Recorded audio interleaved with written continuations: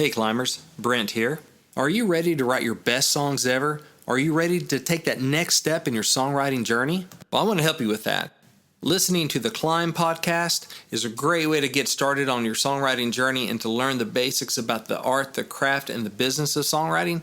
But eventually, you're probably going to need the personal touch. You're probably going to need some one-on-one feedback, some advice, and some help reaching your songwriting goals.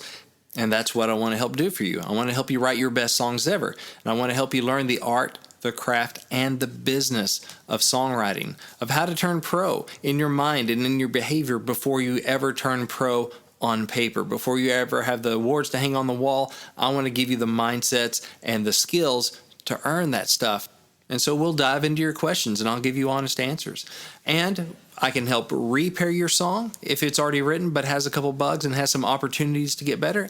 Or we can help prepare your song if you have an idea, a notion, a title. We can do your own private song title challenge if you want. If you want to get ready for a co-write, if you have a meeting coming up and you want to get your stuff locked down where it's the best it can be, I'm happy to help you do that as well. You can see my calendar, get all the details, and actually book a session at songwritingpro.com/coaching. That is songwritingpro.com/coaching. Now, if you're still not sure if a coaching session with me is the right thing for you, let's listen to what this climber had to say about their session. Having been around musicians and songwriters a lot of my life, I always wondered why some made it and others didn't, and it never really made sense. Like there was a glass ceiling or magic formula, or you had to live in Nashville to even have a shot. But after coaching with Brent Baxter, I've come to understand that it's just like anything else in life worth having. It takes an education, knowing people, practice, and then more education and relationships. I didn't really have a clue how much knowledge and intention that it took until I was in the room with him, a man that made his living and fed his family with the knowledge that he has. There's a lot of naturally talented songwriters out there, but at some point, even the greats have to learn new skills and new ropes to stay relevant. I've had so many roadblocks and awe moments released from Brent that I've lost count. His simple observations have solved many of my complex problems, and he's made suggestions that have changed my entire direction on certain songs and pulled me up higher. Sometimes I cringe at the money I've spent on demos. If I had half the money I had spent on demos and put it toward my education, I'd have a lot less worthless demos. He's explained things to me in 5 minutes that really could have made all the difference that entire time. Song Title Challenge. All right, welcome to another Song Title Challenge, where the question is, songwriters, how would you write this one? Let us know. With this post, wherever you found this podcast, leave, if there's something we didn't cover in this, please, first and foremost, leave a comment. Tell us how you would have spun it, because we find that to be fascinating. What is this show about? Climbers, listeners of the podcast, sending in song titles to info@daredevilproduction.com. They put Song Title Challenge in the subject line. Again, info@daredevilproduction.com. Production is singular. There is no S. And I spring these titles live to Brent on the podcast, and then we spend the next 15 minutes trying to mimic what happens in the first 15 minutes of a pro songwrite, where we have a great title, or even it could be a mediocre title, quite honestly, but we can make that song great by cooking up 4 or 5 different conceptual approaches to writing the lyrics before we begin to write the lyrics. And it's not always, sometimes the first thing is the right thing, but a lot of times it's the last thing that's like, oh, that's the way we write this, and that's how you become a better craftsman. So it's not a co-write in any way, shape, or form. You own the title, and everything that Brent and I spit out is use all of it, use none of it. We don't care. It's just a fun, creative exercise to show you how to dig a little deeper before you begin writing the lyrics and make sure that you've got something really cool to write about. Anything else you want to add to that, my brother? That's it. Just want to encourage you to dig more deeply. That's it. So let's rock out this thing. Let's do it. All right, this is from Ali Koskela. Okay. That's the climber, Ali Koskela or Koskela. Forgive me if I'm mispronouncing that, Ali. Where the hell is heaven? Where the hell is heaven? Oh, that's funny. Okay, I'm just writing that down here so I can see it. Where the hell is heaven? All right. So, man, that's interesting. I know Ollie's name from, I think he's in the Freddie community and just seen him around a little bit. So the first thing I think of, I think maybe he's a rock writer. So just looking at it from that point of view, or just conceptually, where the hell Ollie's a rock writer? I think maybe. Don't quote me on that, but I just quoted myself because we're recording. So maybe he is. But that makes me think of that as, it could be you could run at it from an angle that I wouldn't personally do as a writer, but you could look at it going, okay, all these, almost from an atheistic point of view, all these people talking about God and all God is love and all this stuff, then where the hell is heaven? Looking around, right? Mm-hmm. Or even from a more... How about the perspective of the person from the character in Monday Morning Church? Well, yeah, I was saying, you could even come at it from more, still a kind of Western Christian worldview that is just having a crisis of faith. Yeah, so that's where I was going with that, going... God, I believe you. I believe it's going to work out in the end, but looking around here, where the hell is heaven? Why are things so screwed up down here? And so it could be a social commentary kind of lyric. Yeah. That way. Yeah, it could be that kind of thing. So those are kind of tragedy. Big pictures of, why is there so much tragedy, natural disasters, people hating on each other, all that kind of stuff. Or personal tragedy, you lost your loved one. And then there's that too. Yeah, I was thinking you start big, and you could also do it more of a personal thing about, it could be, I almost wonder, is there a thing of like, where the hell is heaven? Because I'm going to get there as fast as I can. Not a suicide thing, but what if somebody's mad at God, they're like, where the hell is heaven? I want to go have a face-to-face. God and I need to talk. Yeah, I'm sick of going through the middleman. We got to sit down and talk. We got to have a sit down because, so that could be more. We're going to need to have a come to Jesus moment.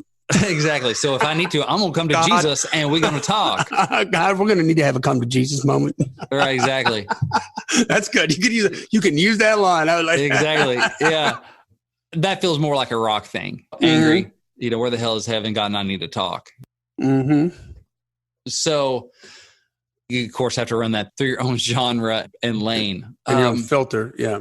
Exactly. Because that's not something I would do if I were an artist. But even if you went hardcore Christian with it, you couldn't use that title in CCM, could you?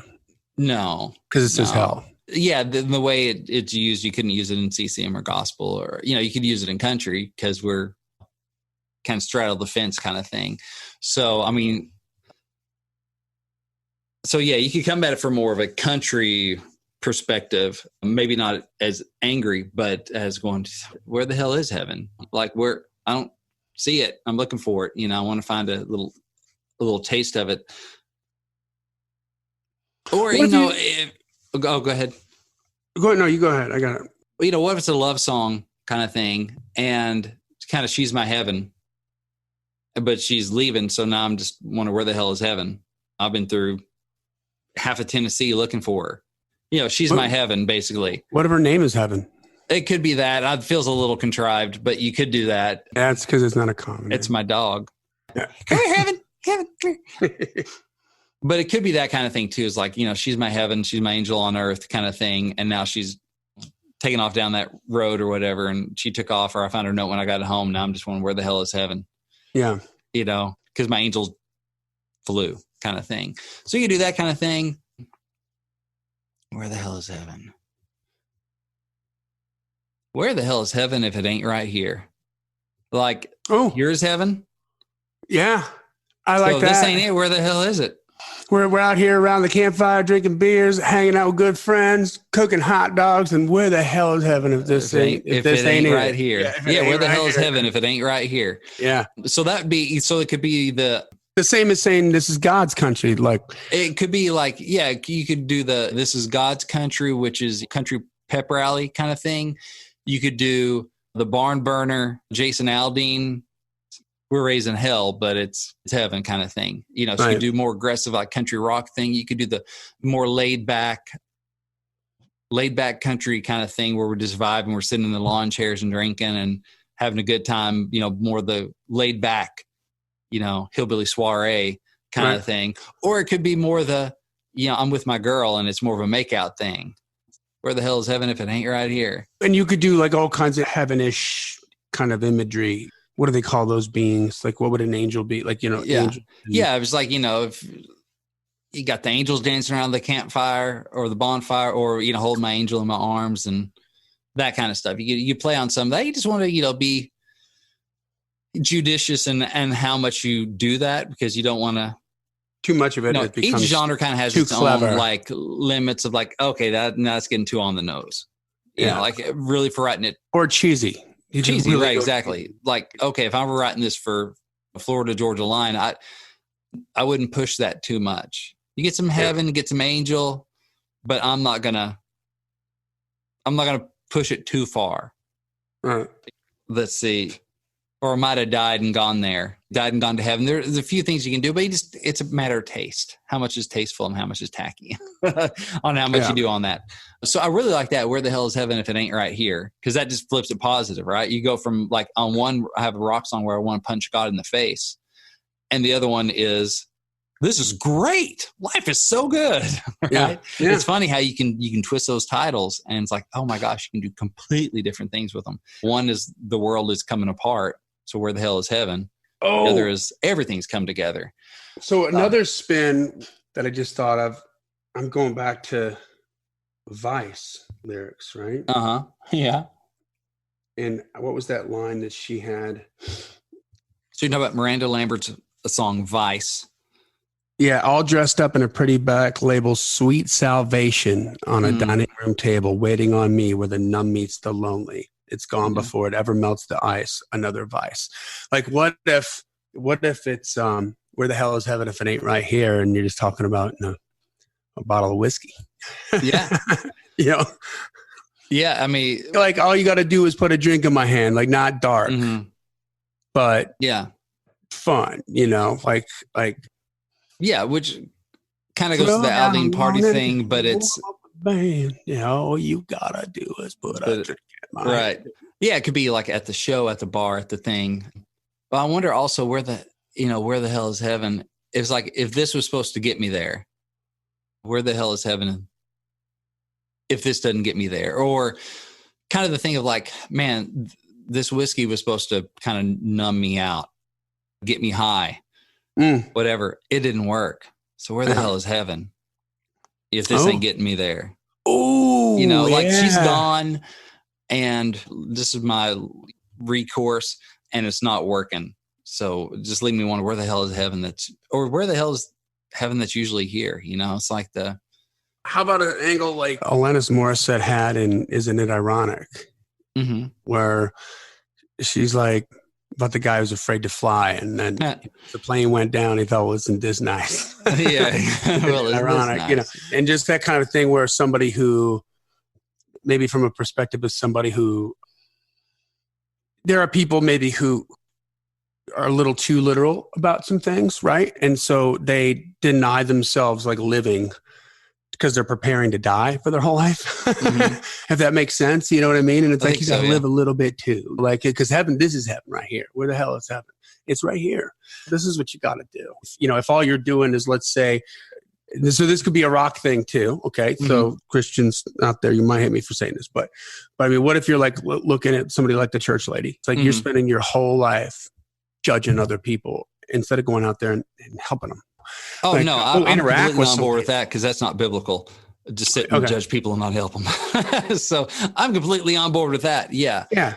Like that kind of a person, or the person who's always on the sidelines and making, that's a big thing on social media now. Trolls. Everybody's got an opinion and nobody does anything. Like it's thoughts and prayers instead of getting your ass over there. And yeah. I mean, is there a way to make that, where the hell is heaven if it don't start right here? Like if you don't get out and help. I think so. Some of those people who come from that perspective feel like, maybe because they read this book, and maybe because they go to church every Sunday and every Wednesday, and maybe because they're doing all this stuff that somehow that means they're going to get to heaven, but they're so focused on that, they're missing all this that God created. Yeah. Like all these wonderful people you can interact with, that you can help with, that you can, you don't need to be looking down your nose at them and judging them for any reason. It's like, how are you going to help them or not help them kind of a thing. There's a saying that's been around a long time, says, don't be so heaven-minded that you're no earthly good.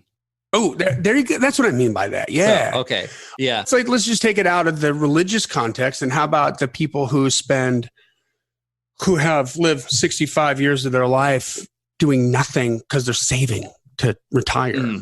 Yeah. Hell is that? You know what I mean? Yeah, you need to take care of your retirement, but if all you're doing is planning and you're missing the in the now moment, then this is where, it's in the now. I mean, in my humble opinion, it's in the now. Like when you create something in the now, that's when you're closest to your God.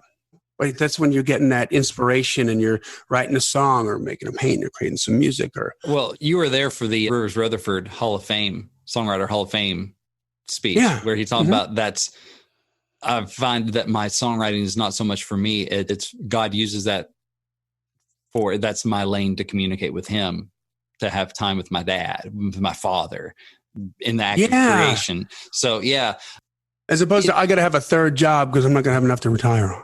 Exactly. Where you're not being sort of taking that time to be closer to your family, to your God, to your. I mean, you could think about it like the church lady thing. It's like, you keep telling me all this stuff in the Bible, but where the hell is heaven if I don't see any in you?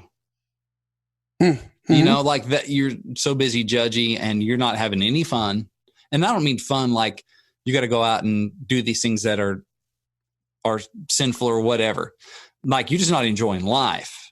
Because there's a bunch of people with sticks up their keisters. Exactly. And they're of all faces. As a believer myself, I believe, I'm to enjoy life. I have guidelines. There are ways to enjoy it in a good way and ways to enjoy it in a bad way. So I don't mean like you don't have any fun, but it's like you're not even laughing. You're just so angry at all the time. So you expect me I see no evidence of heaven in you, a joy.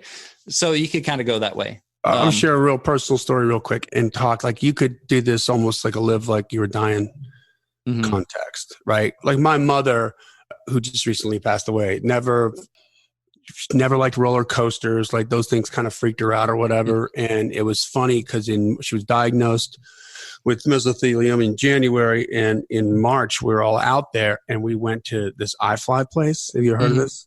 Okay. Is that where it's like skydiving? Yeah, it's like skydiving. You're inside, it's a massive fan, and you're in there. It's like skydiving without the altitude. Yeah. Right? And so my mom, like 75 years old, right? Like her and my dad go, and it's funny because I got this picture. I'm sitting over there with my sisters, and so it's this big glass tube that fan is in, and that's what you go in. And then all around the tube are like these lockers and places where you sit down. You have to put on the outfit and your helmet or whatever. And so my mom's sitting there with her back to the glass tube. And I'm like, I, at that moment, would have given a month's pay to bet that my mom hasn't seen what's going on in that damn glass tube yet. And there's no way she's going to do that. But Dana, she didn't do it. She did it. Yeah. She did it. She went like skydiving, and that thing was like incredible, So where's heaven if it ain't right here? Like, let's make it happen now. Like, like a bucket list thing or something, or I don't know. Like that's what we mean by living. Like nothing sinful about that. It was just like, I'm going to do something I haven't done before. I'm going to expand out of my comfort zone and into something that, whatever that may be, doesn't have to be hookers and heroin. Like it's okay to do stuff that's non-sinful. Exactly. But a lot of people don't, there's lots of people that haven't ever been out of their hometown. Right. Yeah. And just sidebar, this is part of what's fun about the co-write is that, how this is just naturally starting to become a philosophical conversation, easy for me to say, between the two parties. Right. And you're telling stories about your life and what you think about big topics and stuff. And we're, not even diving into as much as we would if we were just in the room and the mic wasn't on. But it's, that's part of what is the great stuff about co-writing is that you can get really real and talk about stuff that really matters real fast because we're about 20 minutes in. So another thing is you could go from I think after 9/11, there was a Trace Adkins song called Welcome to Hell. And it was basically talking to the suicide bombers, and he was the devil. Yeah. And he was like, welcome to hell. Yeah, you got that wrong. You got that wrong. Right. You got the wrong brochure about how this works. There's like, in case you're wondering, there ain't no versions here, And so I was like, that'd be one way to take it too. It would be going ultra religious, going, I bet these boys are waking up today going, where the hell is heaven? It ain't right here. It ain't right here. That's right. Right here. So anyway, that would be, again, your lane, your filter, all your stuff. So that's a lot of good looks at it though. But there's a lot there. So, man, the last couple have been really interesting titles. Send us in some more titles. info@daredevilproduction.com. Production is singular. There is no S. info@daredevilproduction.com. Put song, title, challenge in the subject line. Now, if they want to do this privately with you, what do they do? You can look me up at songwritingpro.com/coaching. You can get the details. I do private coaching. I do song feedback. You can get the details. You can see my calendar. You can book an appointment. We do them online. We do them every once in a while in person, but mainly it's online. That way, I don't have to have shoes on and I don't have to leave the house, to be honest. So it's at songwritingpro.com/coaching, and I can prepare your song. I can repair your song. We can work on that together. We can flesh it out from a title, from an idea, from a finished work. And also it's time for Q&A. What are your questions? Let me help you get some clarity on some stuff about the music business. So songwritingpro.com/coaching. There you go, guys. This podcast exists because we want you to win. So keep on climbing. And we'll see at the top, which might be heaven. If not, where the hell is it? I don't know. I don't know.